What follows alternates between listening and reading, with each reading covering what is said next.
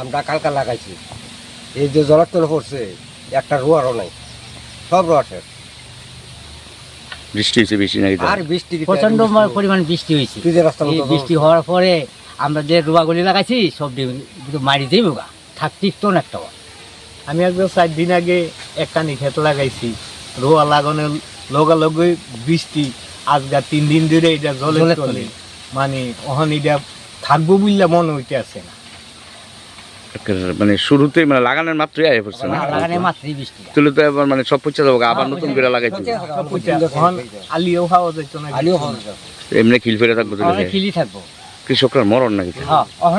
যে বাদ দিয়ে কৃষকের মরণ ছাড়া আর কি। গরম ছাড়া বুঝে একখানি লাগাই জায়গা কত গেছে খরচ? তো 1010 মতন ট্রাক্টর মাস্টার সব সহ মাইর 10,000। 10,000 টাকা মাই।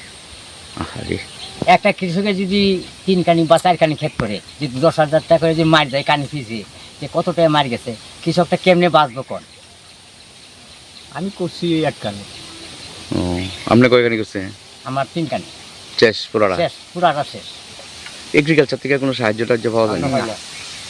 কোনো সাহায্য নেই। সার, বীজ, ওষুধ এমনি মাগনা কোনো কিছু পাওয়া যায় না, পয়সাটা কিনতে গেলে তার কাছে পাওয়া শান্তি। তাহলে এগ্রিকালচারের রেট আর খোলা বাজারের রেট কি একরকম? একই। তাহলে আর এগ্রিকালচার থেকে আইনা কিরা? এর লেগে আমরা ওই খোলা মার্কেট থেকে কিনে আনা দেওয়া যায়। এই পাত্রটার নাম কি তা জানো আপনারা করেন? আমরা এই পাত্রের নাম হচ্ছে উত্তর সরিলাম। উত্তর সরিলাম। তা আপনারা মানে সরকারের কাছে কি দাবি করতেছেন কৃষকরা? সরকার যদি আমরা কত সাহায্য করে তাহলে আমরা বাচ্চাকে লাগাই। সরকার কিরকম সাহায্য করে এটা তো আর আমরা উল্লেখ করে তো কোনো এরকম মারি সব মারি, কানে কোথাও সব মারি।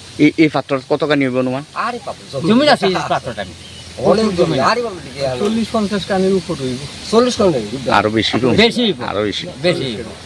তারপর কি হয়েছে আপনারা ধান খেতে? আমরা কালকা লাগাইছি, এই যে জলের তলে পড়ছে একটা রোয়ারও নাই, সব রোয়া শেষ। বৃষ্টি হয়েছে বেশি নাকি? আর বৃষ্টি